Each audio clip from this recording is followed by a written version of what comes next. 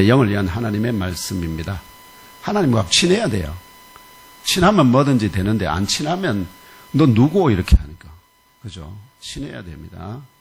자, 오늘 장로님이 마가복음인 줄 아시고 올렸다가 더 수정 보완해서 요한복음. 왜냐하면 마가복음에는 그게 없으셔서 오늘 전하고자 하는 내용이 없어서 요한복음 16장으로 이렇게 잠깐 옮겼습니다. 요한복음 16장 1절로 11절 말씀입니다. 제가 찾아서 교독하겠습니다. 제가 1절 읽겠습니다. 마지막 절 11절은 함께 합독하겠습니다. 내가 이것을 너희에게 이름은 너희로 실족하지 않게 하려 함이니 사람들이 너희를 출교할 뿐 아니라 내가 이름을 부르는 너희를 죽인 자가 생각하기를 이것이 하나님을 섬기는 일이라 하리라. 그러나 이런 일을 할 것은 아버지와 나를 알지 못함이라. 오직 너희에게 이 말을 한 것은 너희로 그 때를 당하면 내가 너희에게 말한 이것을 기억나게 하려 함이요 처음부터 이 말을 하게 아니한 것은 내가 너희와 함께 있었습니다. 지금 내가 나를 보내신 얘기로 가는데 너희 중에서 나더러 어디로 가는지 묻는 자가 없고 도리어 내가 이 말을 하면 너희 마음에 근심이 가득하였도다. 그러나 내가 너희에게 실상을 말하노니 내가 떠나가는 것이 너희에게 유익이라. 내가 떠나가지 아니하면 보혜사가 너희에게로 오시지 아니할 것이요 가면 내가 그를 너희에게로 보내리니 그가 와서 죄에 대하여 의에 대하여 심판에 대하여 세상을 생각하시리라. 죄에 대하여라 함은 그들이 나를 믿지 아니함이요 의에 대하여라 하면 내가 아버지께로 가니 너희가 다시 나를 보지 못하니로. 함께 읽겠습니다. 시작. 심판에 대하여라 함은 이 세상의 임금이 심판을 받았음이라. 아멘. 내가 떠나가는 것이 너에게 유익이라는 제목으로 나누는 부활절 제3주 주일 예배 설교 중에 위로부터 임하는 영의 양식과 생수를 충만하게 공급받으시기를 기원합니다. 제목 함께 또 읽겠습니다. 시작. 내가 떠나가는 것이 너희에게 유익이라. 아멘. 나사렛 예수를 하나님의 아들 구원자 그리스도로 더 깊게는 하나님의 집이자 하늘의 문으로 믿는 자 모두의 보혜사 성령 하나님의 인도하심을 따라서 오늘 2024년 부활절 제3주 주일 경산 예멈교회에서 올려드리는 신령한 예배에 참석하신 형제 자매들과 온 가족 모두 올 한 해 더욱 강건하시기를 원합니다. 범사가 잘 되기를 축복합니다. 근심이 떠나가고 염려가 없기를 축원합니다.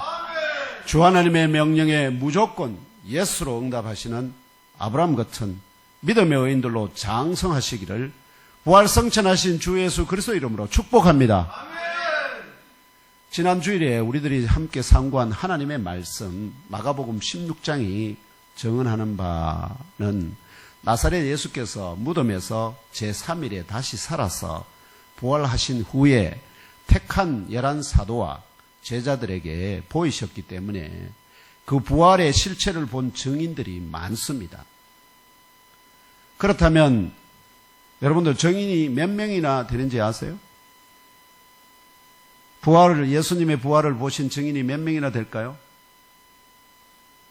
수학에 좀 약하신가 보네요. 제가 알 수 있는 본문을 알려드리겠습니다.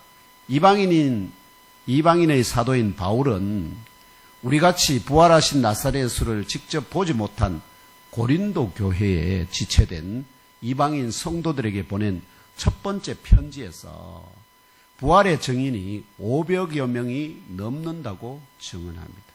500명이 넘어요.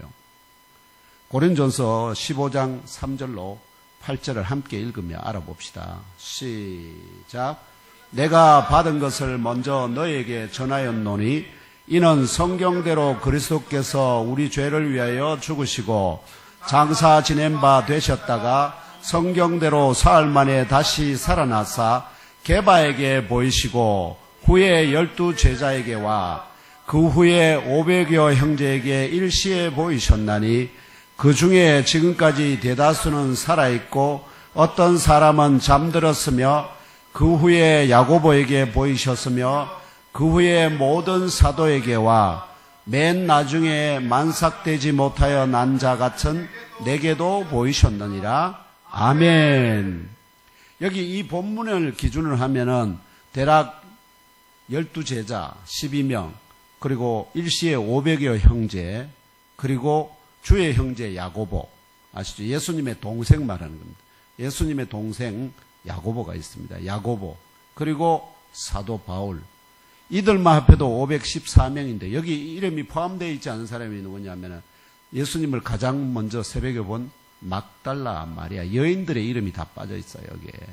그러면 최소한도 514명 이상이 된다. 500여 명이 넘는다. 정의, 부활의 증인이. 그렇다면 부활하신 후 나사렛 예수께서는 얼마 동안이나 이 세상에 계셨을까요? 얼마 동안 계셨을까요? 40일을 계세요. 40일. 사도행전의 기자 누가는 사도행전 1장 3절에 부활하신 주 예수께서 40일을 지상에 계셨다고 증언합니다. 함께 읽으며 알아봅시다. 시작.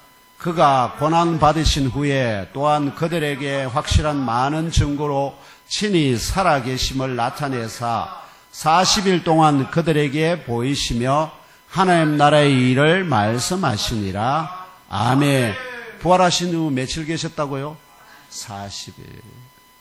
그리고 40일 계시다가 그들이 보는 데서 이 성을 떠나지 말고 아버지께서 약속하신 것을 기다리라 말씀하시고는 하늘로 성천하는데 구름이 그를 싹 가립니다. 그래서 구름 타고 성천하셨다 이렇게 알려져 있습니다. 이 증언에 이어 누가는 이어지는 사도행전 1장 4절에서 부활하신 주 예수께서 사도와 함께 모이사 그들에게 이제 마지막으로 그들에게 예루살렘을 떠나지 말고 내게서 들은 바 아버지께서 약속하신 것을 기다리라 명령하셨다고 증언합니다. 무엇을 기다리라고요? 아버지께서 약속하신 것을 기다려라. 아니, 아버지께서 뭘 약속하셨는데요? 이런 질문 당연하잖아요. 아버지께서 약속하신 것이 무엇인지 제자들은 이해했습니다. 아버지께서 약속하신 것이 무엇인지 구약 성경 요엘 선지자의 글 요엘서 2장 28절로 29절이 계시합니다. 이게 아버지께서 약속하신 것입니다. 함께 읽겠습니다. 시작.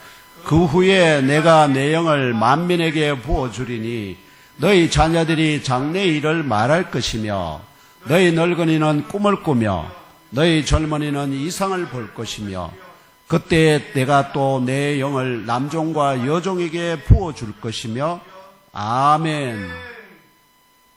바로 창조주 여호와 하나님의 영, 이걸 우리는 통상 거룩한 영, 한자로 줄이면 성령이 됩니다.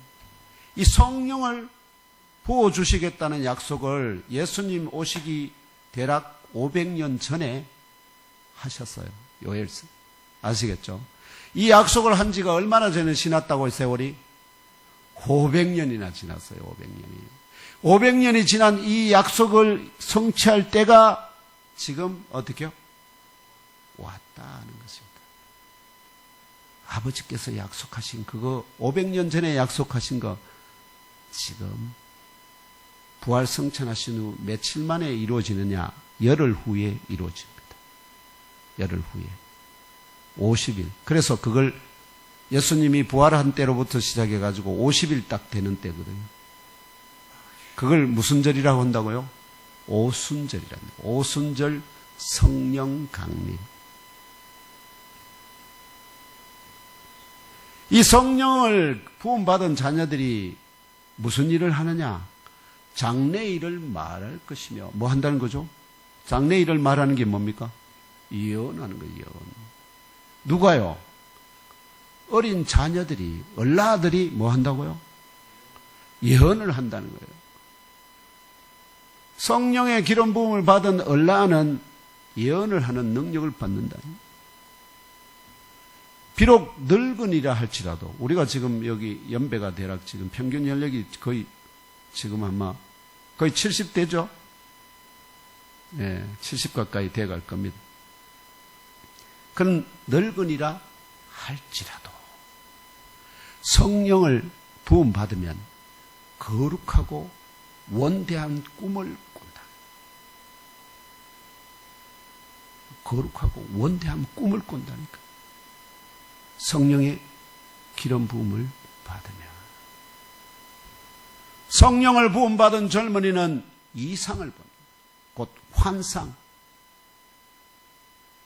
하나님이 어디에 일꾼이 필요한지, 나를 어디로 보내시기를 원하는지, 바울을 드로아에서 다메섹으로 마케도니아로 건너가게 하신 그런 환상.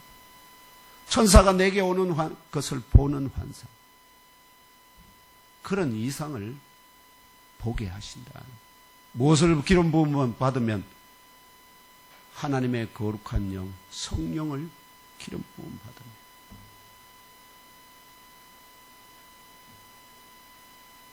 결국은 이런 예언의 성취가 이루어질 때가 왔다는 것을 예수께서 지금 제자들에게 어떻게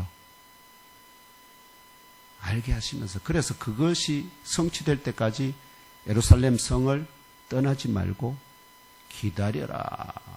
기다려라. 그래서 이들이 마가의 다락방에서 열흘 동안 어떻게 전심으로 기도합니다. 사모합니다. 아버지께서 약속하신 것을 우리에게 부어주시옵소서.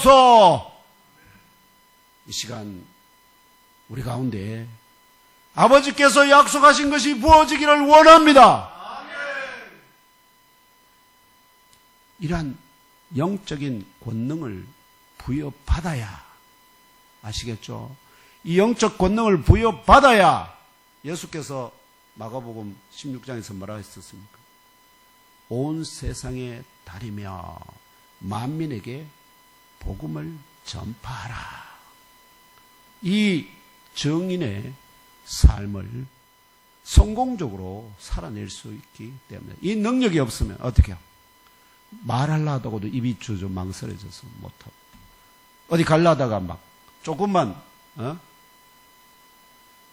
누가 박해하고 그러면 두려워서 도망가 버리고, 그런 일이 벌어지는데, 성령의 능력을 탁 받으면, 왜냐하면 군사가 마치 무슨 것처럼, 그전에는 전쟁터에 나가면 죽을까 두려워서 벌벌 떠는데 예수께서 너 이제 전쟁에 나가도 결코 안 죽어.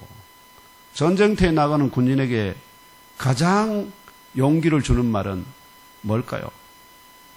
적이 아무리 총을 쏘고 수류탄을 던지고 폭탄을 던지고 로켓을 발사하고 핵폭탄을 터뜨려도 너 안 죽어. 그런 군사 용감해질 수밖에 없겠죠. 그게 누굴 통해서요? 성령의 기름 부음을 통해서. 이미 그 사람은 요단강을 건넌 사람입니다. 요단강을 건넜다니까요. 제가 성령의 기름 부음이 요단강을 건너는 거라고 말씀드렸죠. 그 사람은 이미 요단강을 건넌 사람이기 때문에 이 세상이 어찌할 수가 없는 사람입니다. 그런데 여기에 재미있는 말씀이, 요엘 선지자 이 예언에서 아버지께서 약속하신 하나님의 영 곧 성령을 부어주실 그때가 그 후에잖아요. 그 후에 내가 내 영을 만민에게 부어주리니. 그 후가 언제일까요? 그 후가 예수님이 부활하신 바로 직후에, 지금 근데 그때까지 일이 안 일어나 40일 동안 계셨는데 안 일어났죠. 이제 부활 승천하시면서 그때가 언제 일어난다? 그 후에 예수께서 올라가셔가지고 아버지에게 만나서 모든 권위를 받은 다음에 뭐 해야 될까요? 아버지, 내 군사들에게 아버지의 영을 보내주세요. 요청을 하게 됩니다. 그 요청에 따라서 하나님이 이 일을 당신의 영을 부어주신다. 이해되십니까? 그래 무작정한 일이 되는 게 아니라 하나님의 모든 계획은 철저한 하나님의 계획과 작정과 뜻에 따라서 그것을 순종하는 자들을 통해서 일이 역사가 이루어져 간다 하는 것입니다. 그 후가 가리키는 때가 바로 부활하신 나사렛 예수께서 영적인 전쟁의 결정적인 장면, 영적인 전쟁의 결정적인 장면 하면 구약 성경에 딱 한 장면이 떠오릅니다. 누구와 누구의 전쟁? 이스라엘과 블레셋 전쟁이 벌어졌는데 그들의 장수가 이쪽은 이스라엘은 원래 사울이어야 되는데 왕이었으니까. 그런데 블레셋에는 다 골리앗이 나왔습니다. 키가 3m나 돼요. 배틀 같은 큰 창을 들고 막 그러니까 이쪽에 이스라엘 군대에서 어떻게요? 전부 다 기가 팍 죽어가지고 아무도 나서지 못합니다. 그러니까 더욱 기고만장해서 어떻게요? 야 너희들이 섬기는 하나님은 뭐 그렇게 쫄보야? 아무도 없어? 이렇게 놀리고 하니까 그때 마침 17살 된 다윗이 아버지 집에 양떼를 돌보다가 아버지가 야 너가 형들 전쟁에 나가 있는데 좀 먹는 거라 제대로 먹는지 몸은 다치지 않은지 그래서 음식 좀 사갖고 가서 소식 좀 알아보고 온나. 이렇게 해서 다윗을 아버지가 이 전쟁터로 보냈거든요. 그래서 소식 알아보려고 왔는데 전쟁의 상황을 보니까 저쪽에서 골리앗이 나와서 막 하나님을 비방하면서 이스라엘을 모욕하는데 이스라엘 군대에서는 용기 있는 자가 한 명도 없는 거예요. 찍소리도 못하고 전부 다 어떻게요? 아이고 죽겠네. 두려워서 벌벌 떨고 있으니까 다윗이 이 소리를 듣는 순간에 막 성령이 그를 감동을 시켜버린 거예요. 감동. 그래서 다윗은 언제 이 성령의 기름을 부어 받았느냐? 이미 그 전에 사무엘이 어떻게요? 기름을 갖고 와서 14세인가 이 정도 때 벌써 성령의 기름을 하나님의 기름을 부음 받은 자.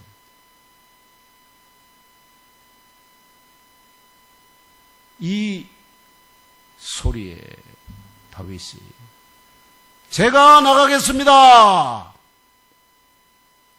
그러니까 전부 다 그 형들이랑 왕들이 보면 어떻습니까?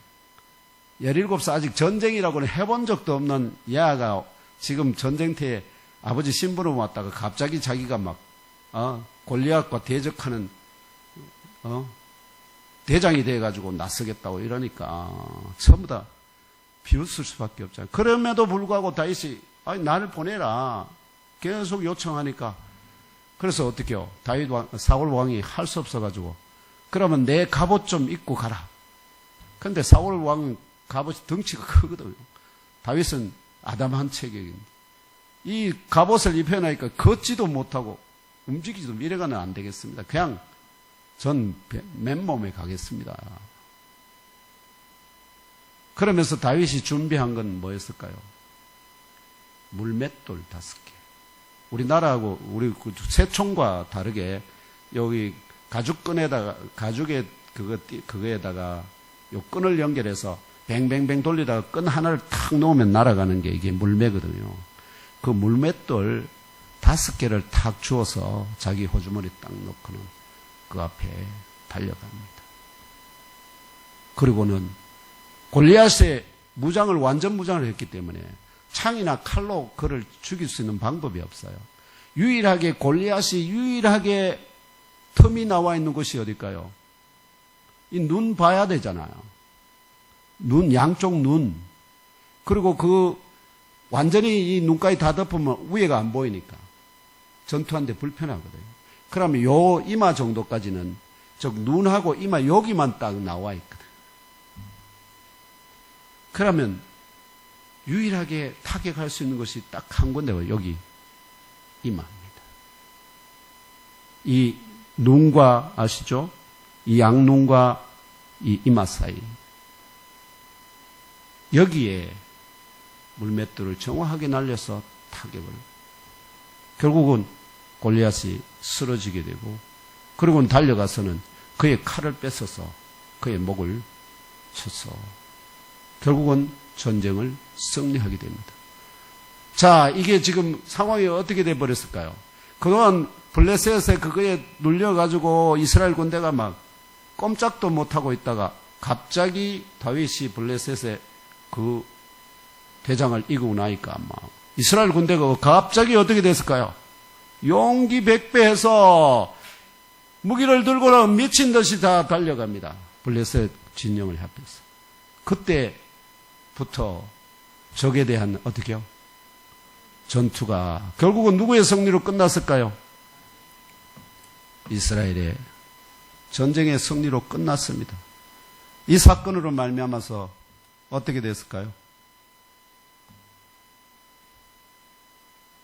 이 사건으로 말미암아서 결국 이스라엘이 전쟁에 승리해서 이제 다윗과 함께 사울 왕이 같이 이제 그때 이제 말하면 왕궁으로 돌아오는데 길가에서 사람들이 이 소문을 다 듣고 나와서 길가에 서서 뭐라고 얘기했을까요? 사울에게는 천천히요 다윗에게는 만만히로다. 이러니까 사울 왕도 선한 마음으로 다윗하고 기쁘게 걸어 들어오다가 백성들이 그렇게 외치니까 갑자기 이게 무슨 소리를 들릴까요? 사울에게는 천천히요 다윗에게는 만만이라. 사울은 1000 정도밖에 다스릴 재능이 안 되고 다윗은 만만이면 억입니다. 천천히면 100만 정도 되고 이스라엘이 대략 그때 한 100만 정도 예루살렘 성 인구가 한 대략 100만 정도. 근데 다윗은 억이라니까요. 이렇게 딱 되니까 사울 왕이 그때부터 그러면 다윗이 취할 수 있는 것은 뭐밖에 없을까요? 내 왕위밖에 없네? 그때부터 다윗을 뭘로? 적으로 삼아서 이제 죽이려고 시도하기 시작합니다. 다시 그 전쟁의 현장으로 되돌아가면요. 이스라엘과 블레셋 전투의 상황을 단번에 역전시킨 다윗과 골리앗 사이의 전투에서 이기는 것이 불가능해 보였던 다윗이 오히려 물맷돌 몇 개로 골리앗을 쓰러뜨리고 이긴 후에 용기 백배한 이스라엘 군대가 블레셋의 군사들을 공격하여 무너뜨린 같이 지금 예수 그리스도와 사탄과의 영적 전쟁의 1대1 전투가 벌어진 거거든. 그게 어디냐? 십자가 위에서 벌어진 전투입니다.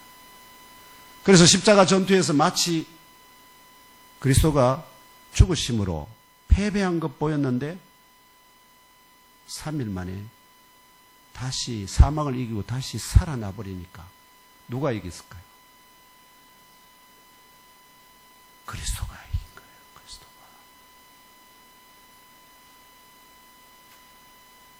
이 사탄은 골리앗같이 죽지는 않았지만 결정적인 상처를 입고 더 이상 능력을 발휘할 수 없는 지경에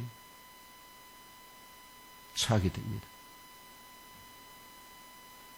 그래서 이 나사렛 예수께서 하나님의 나라를 침공하고 에덴 동산 아시죠? 하나님의 나라를 침공하고 백성들을 사로잡아가고 대적하는 이 사탄 마귀가 쏜 미혹과 죄와 온갖 미혹이 있었죠. 광야에서 3번 시험한 거, 가룟 유다를 통해서 십자가 위에서 조롱하는 소리, 이 모든 게 다 시험입니다. 그리고 천하의 모든 것을 네게 줄 테니 내게 절해라. 이게 다 죄에 대한 유혹입니다. 결국은 십자가에서 죽기까지 이 죽음의 영적 화살을 온몸에 맞으셨지만 이 모든 영적 독화살을 이기고 다시 살아 부활하심으로 마귀와의 1대1 영적 전투에서 승리하신 것입니다. 이게 다윗 이야기를 그렇게 자세하게 다루는 이유입니다. 누가 그렇게 한다고요? 예수 그리스도가 그렇게 당신의 아들이 그렇게 할 걸 미리 역사 가운데 보여주신 것입니다. 이 사탄 마귀는 이 1대1 전투 과정에서 결정적인 상처를 입고 더 이상 힘을 쓸 수 없게 되었습니다. 그래서 성령이 오셔서 그를 뭘 하니까 아까 죄에 대하여 의에 대하여 심판에 대해서 사탄이 이 세상 임금이 뭘 받았다고요? 심판을 받았어요. 성령이 오셔서 그를 심판했어요. 심판해서 너는 무저경. 그래서 천사가 하늘에서 내려와서 그를 사로잡아서 어떻게 해요? 무저경에 집어넣어서 지금은 사탄 마귀가 어디 들어가 있다고요? 무저경에 들어가 있습니다.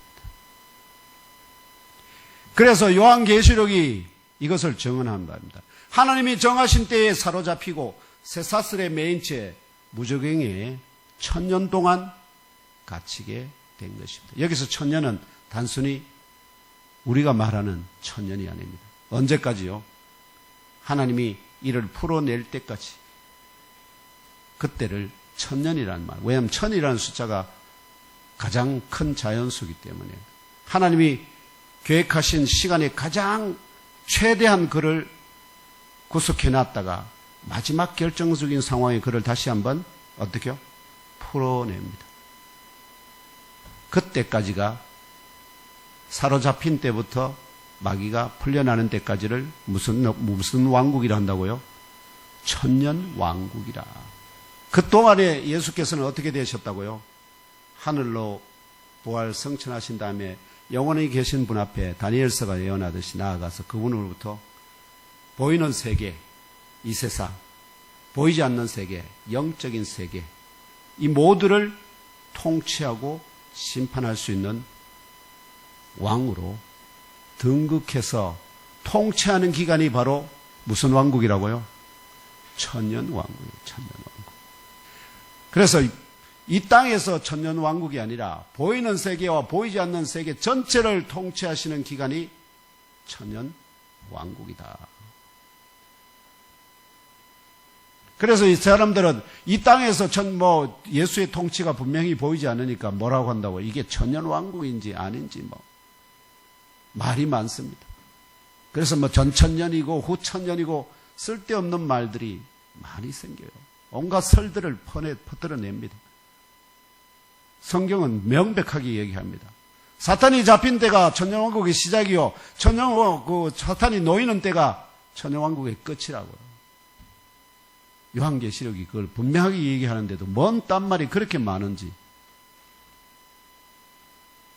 그러면은 다윗이 골리앗을 쓰러뜨리고 난 다음에 나머지 전쟁은 누가 수행할까요? 이스라엘 백성들이 수행하잖아요.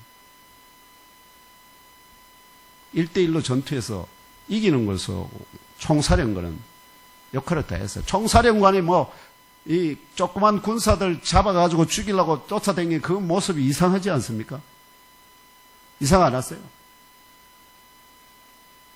그런 말하면은 귀신들은 누가 싸워서 충분히 이길 수 있을까요? 그리스도를 따르는 십자가의 용사들이 믿음의 군사 용장들이 다 그걸 이겨낼 수 있으니까. 그래서 나머지 사탄 마귀를 따르던 군사들, 이들이 곧 타락한 천사들인데 이들을 소탕하는 영적 전투는 부활하신 나사렛 예수 그리스도를 대장으로 믿고 따르는 믿음의 용사요 십자가의 군사들도 에덴 동산에서 저 사람 아담과 하와를 패배하여 죄와 사망의 종으로 삼았던 그 영적인 무기력함과 실패의 경험에서 벗어나 이기고 승리할 수 있다는 용기와 확신을 얻게 된 것입니다. 이게 이스라엘 군대가 용기 백배한 것, 이걸 말하는 거예요.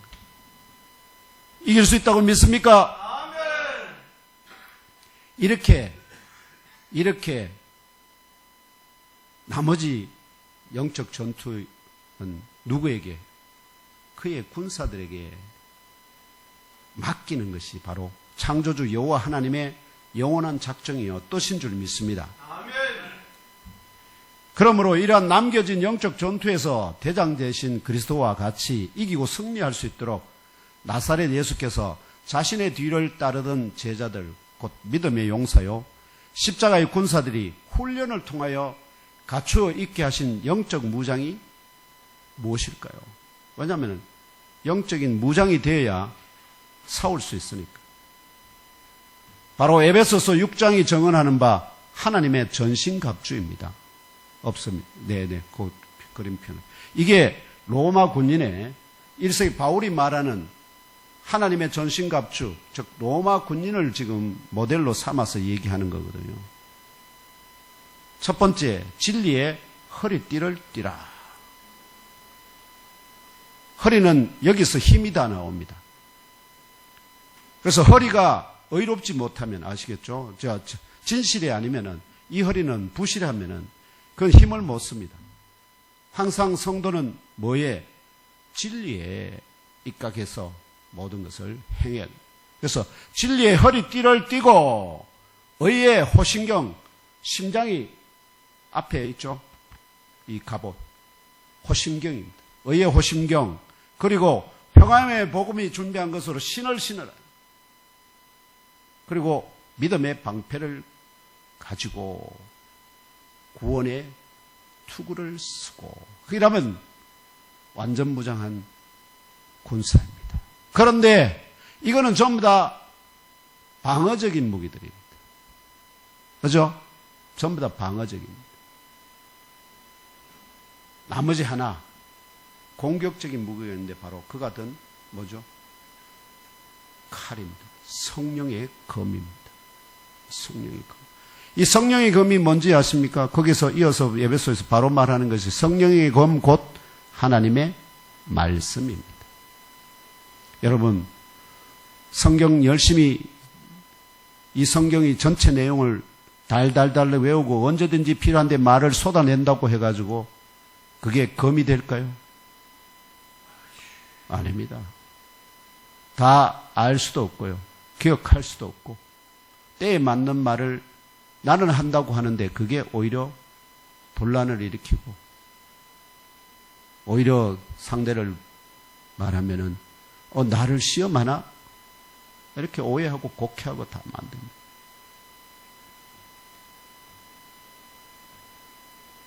성령의 검이라는 의미는 성령 하나님이 어떤 위급한 상황에서 하나님의 말씀을 생각나게 하시는 거예요. 그 말씀을 통해서 어떻게 해요?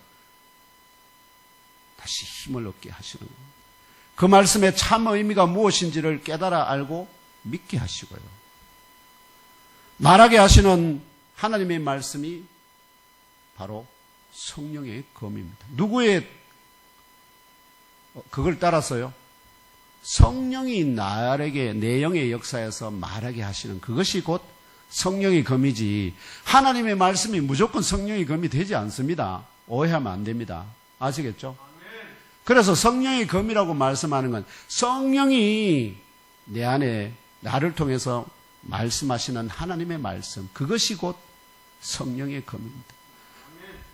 그러면 성령의 검을 내가 무장하려면은 누가 있어야 됩니까? 성령님이 안 계시면 난 성령의 검을 들 수가, 말씀은 내가 가지고 있을 수 있어도 성령님이 안 계시면 이 성령의 검을 쓸 수가 없어요. 그러면 수비를 해서 적을 막을 수는 있는데 뭘 할 수 없다고요? 적을 무찌를 수가 없어요. 공격을 못한다. 공격. 사탄 마귀를 밀 수도 없고 귀신을 쫓아낼 수도 없어요. 병을 치유할 수도 없습니다. 그냥 병 안 걸리게 방어는 할 수 있는데, 이게 바로 수비와 공격의 차이입니다. 결론적으로 성령 하나님이 영적 군사들과 함께 하셔야만 이 남겨진 영적 전투에서 영적인 군사된 1세기 제자들과 21세기 오늘 제자된 저와 형제 자매 여러분이 이기고 승리할 수 있게 됩니다. 아멘. 믿어지나요? 아멘. 깨달아 하시고 믿으시기를 축원합니다. 아멘. 이러한 이유 때문에 부활하신 나사렛 예수께서 성천하시기 직전에 예루살렘을 떠나지 말고 내게서 들은 바 아버지께서 약속하신 것 곧 성령을 기다리라 명령하셨던 것임을 깨달아 하시고 믿으시고 평생에 성령 받기를 간절히 사모하시기를 축원합니다. 아멘. 성령으로 아니하고는 아시겠죠? 영적인 존재들을 이길 방법이 아무에게도 없습니다. 그래서 예수께서 다른 사람은 귀신을 쫓아낼 때 예수께서는 쫓아내는데 우리는 왜 그래 못합니까? 제자들이 물었잖아요. 그러니까 예수께서 하신 말씀, 기도하면 다 될 줄 알았는데 그런데 제자들이 아무리 기도해도 귀신이 안 나가거든. 그러니까 한 아이, 귀신 들린 아이 고쳐달라고 부모가 데려왔는데 못 고치니까. 근데 예수께서 오셔서 답답해 하시죠. 내가 얼마나 너희와 함께 있어야 되느냐 하시면서 귀신아, 그 아이에게서 나오라 하니까 바로 나오니까 그 제자들이 우리는 왜 그렇게 안 됩니까? 하니까 이런 것은 성령으로 아니하고는 되지 못한다. 성령으로 되지. 그러므로 부활하신 나사렛 예수께서 자신의 영적 군사된 1세기 제자들과 21세기 오늘 저와 형제자매 여러분을 우리들이 이 세상에서 어려움에 처할 때마다 핫소리도 구하듯이 뭡니까? 하이 차라리 날 데려가시지. 이런 말 하시죠. 자신과 함께 하늘로 바로 데려가시지 않으시고 자기 사랑하는 자면 아이고 그래 고생하지 말고 나하고 가자 하고 데려가시면 얼마나 좋아요. 예수 믿는 대로 바로 그냥 어떻게요? 성령의 기름 부음 받으면 바로 막 하고 데려가시면 얼마나 좋겠습니까? 우린 다 사모하잖아요. 그런데 이 세상 영적 전투 현장에 남겨두시고 홀로 지금 성천하시잖아요. 그 이유는 이렇게 하는 것이 바로 창조주 하나님의 영원하신 작정과 뜻대로 이루는 것입니다. 에덴 동산에서 실패한 그 경험을 어떻게 이기고 승리의 DNA를 가지고 어디로 오라고요? 당신의 나라로 돌아오라는 거예요. 그러면 다시는 패배하지 않을 겁니까? 그래서 예수께서도 요한계시록에 이기는 그에게는 낙원에 있는 생명나무의 열매를 주어 먹게 하리라. 그 열매를 먹는 자들은 영원히 삽니다. 이기는 자에게 주어지는 복입니다. 그냥 데려간다고 이 모든 것이 하나님의 뜻이 거기에 있으니까 예수께서도 다 아시고 그대로 당신은 돌아가고 그러면 그 대신에 뭐가 필요합니까? 내 군사들이 이길 수 있도록 하나님의 뜻대로 그들에게 뭔가 능력을 부어줄, 그게 바로 뭐 하는 거죠? 아버지의 뜻이 뭐였습니까? 그 후에 내가 내 영을 만민에게 부어주겠다 하는 그 약속이 있었지 않습니까? 그걸 너희들이 받아야 된다. 지금. 그래서 예루살렘을 성을 떠나지 말고 아버지께서 약속하신 것을 받을 때까지 기다려라. 그게 열흘이 걸렸다 하는 것입니다.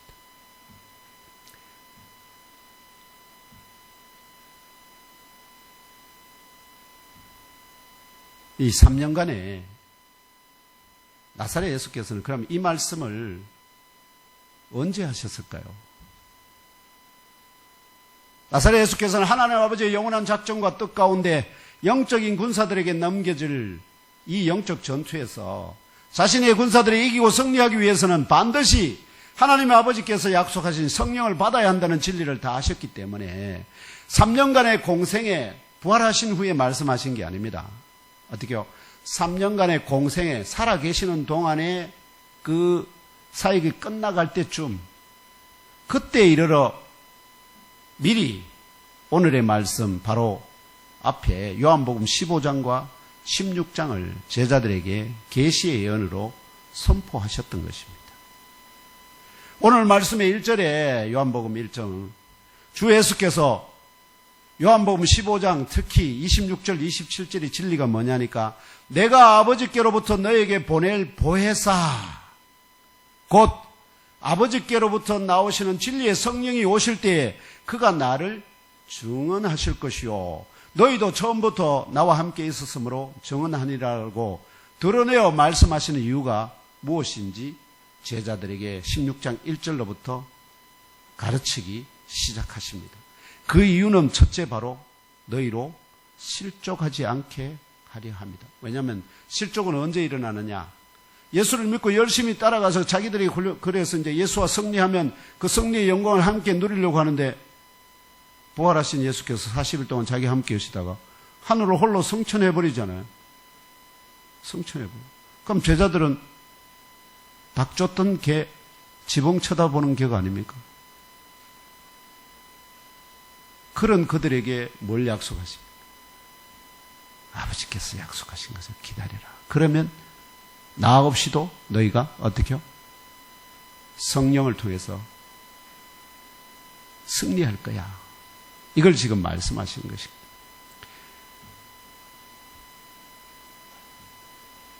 그래서 때가 되어 부활 승천하신 나사렛 예수께서 하늘로 승천하시고 나면은 세상의 영적 전투 현장에 남겨진 영적 군사들에게 어떤 일이 일어날 것인지를 2절에 두 가지로 예언합니다. 영적 군사들이 당할 위기, 이걸 세상 말로 하면 교회 성경 말로 하면 박해입니다. 박해가 찾아올 거라는 거죠. 두 가지, 동족들이 영적 군사된 자들을 출교할 것이다. 출교라고 하는 것은 교회에 이렇게 멤버인데 그래 들어오면 여기에 좋은 거 다 같이 나누잖아요. 근데 넌 더 이상 오지 마. 하나님하고 상관없어 하고 못 오게 하는 거예요.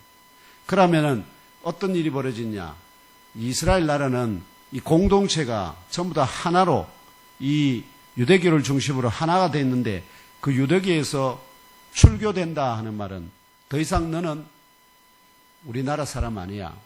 마치 이방인처럼 취급을 받게 됐어요. 그래 되면은 하나님 예배도 못 나오고 아시겠죠? 이제 이런 일이 벌어진다. 그게 출교입니다. 그러니까 사회로부터 매장당한다는 뜻입니다. 다른 무슨 그거는 받지 않지만 경제적인 모든 관계에서 사회적인 관계에서 끊어진다는 거. 이게 출교입니다. 두 번째, 박해의 때가 이르면 무릇 영적 군사들을 죽이는 자가 생각하기를 이것이 하나님을 섬기는 일이라고 생각한다는 겁니다. 하나님을 섬기는 일이란 뭐냐?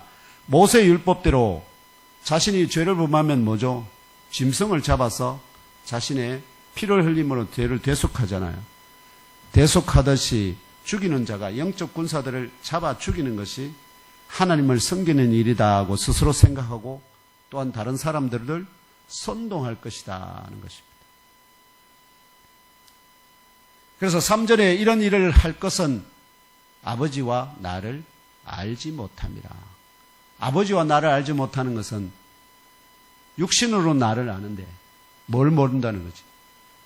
영적인 부분에 모른다는 거예요. 영적인 본성이에요. 그래서 결국 이 말씀이 뭐냐니까 그들이 이런 일을 하는 출교하고 사람을 군사들을 잡아 죽이는 그 행위가 바로 뭐 때문에 나온다고요? 영적인 무지 때문입니다.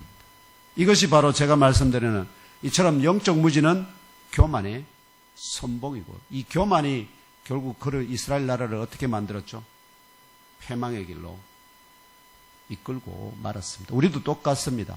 지금 이 백성들이 영적으로 무지하니까 범죄자를 이심까지 어떻게요? 징역형을 선고받은 자를 국회의원으로 뽑지를 않나. 온갖 지금 대한민국의 죄라는 모든 죄는 다 짊어진 것 같은 그런 자를, 큰 자가 이끄는 당을 그 엄청난 수의 국회의원을 뽑지를 않나.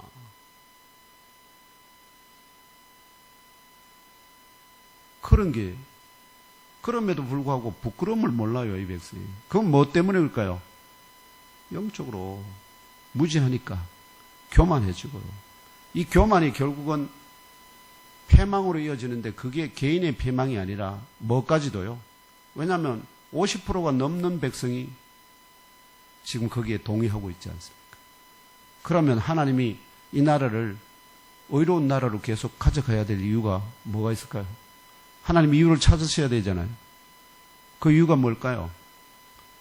예몸교회에 의인 열이 있으면 하나님이 그래도 이 나라를 살려주실 것입니다. 아멘.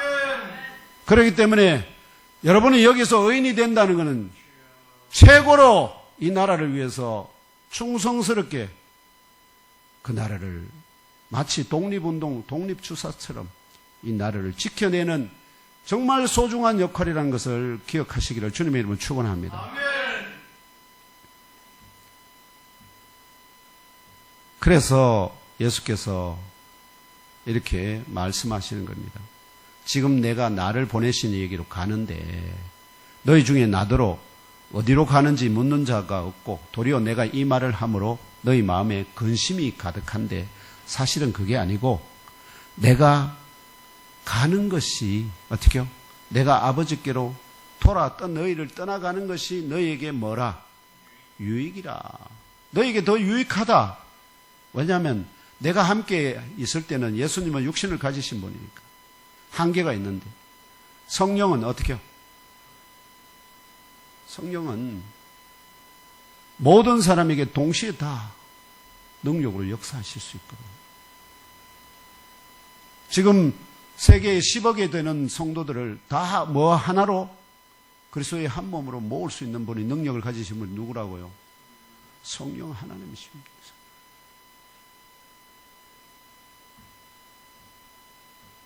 그래서 이 성령께서, 즉 예수께서 한 성천, 반드시 성천하셔야 되는 이유는 첫 번째는 뭐냐니까 이유가 뭘까요? 제자들을 이 땅에 남겨두고 반드시 성천하셔야 되는 이유가 첫 번째는 하나님이 영원모처도 그렇게 작정하셨다는 겁니다. 왜냐하면 군사들이 이기고 승리해서 돌아오기를 원하니까. 그래서 그들에게도 승리의 영광을 누리도록 하기 위해서 그들을 남겨두신다. 그 다음에 두 번째는 바로 예수께서는 하나님의 이것이 다 하나님의 뜻이기 때문에 끝까지 자기의 욕심을 따르면 어떻게요? 자기 군사들을 다 데리고 가고 싶지만 그러나 당신 혼자 돌아가는 것이 하나님의 영원한 뜻이기 때문에 그 뜻에 끝까지 아시겠죠? 마지막까지 순종하신다 이 말이에요. 순종하신다.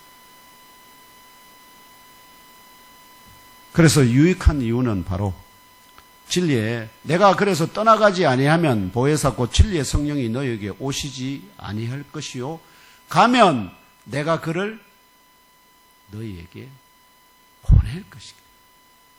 자동으로 온다는 게 아닙니다. 어떻게요? 예수께서 돌아가서 아버지에게 모든 영광을 얻고 아버지 당신의 영을 내 군사들에게 보내주세요. 내가 택한 자들에게 보내주세요. 그 요구에 따라서 그 후에 어떻게 해요? 성령이 임하게 된다 하는 것입니다. 그래서 성령이 오셔서 하실 3대 사역은 바로 죄에 대하여, 의에 대하여, 심판에 대하여.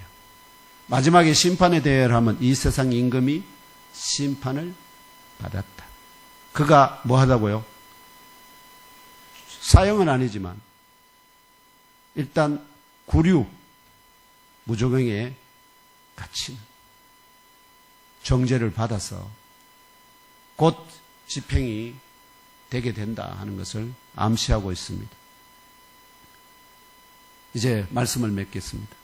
이 시간 우리를 그리스도의 몸으로 하나 되게 하시는 성령의 견인하심과 인도하심 가운데 한 주간 영적 전투를 위한 영의 양식과 생수를 공급받으시고 오늘 주시는 새로운 명령에 온전히 순종하심으로 시험과 영적 도전에서 이기고 승리하시는 의의 DNA를 체험받아 어떠한 상황과 형편과 가운데서도 낙심하지 아니하고 믿음으로 승리한 아브라함 같은 참 믿음의 의인들로 또 다윗 같은 승리의 영성을 받아 견고하게 세워주시기를 다시 오실 그리스도 예수님의 이름으로 축복하며 기도합니다.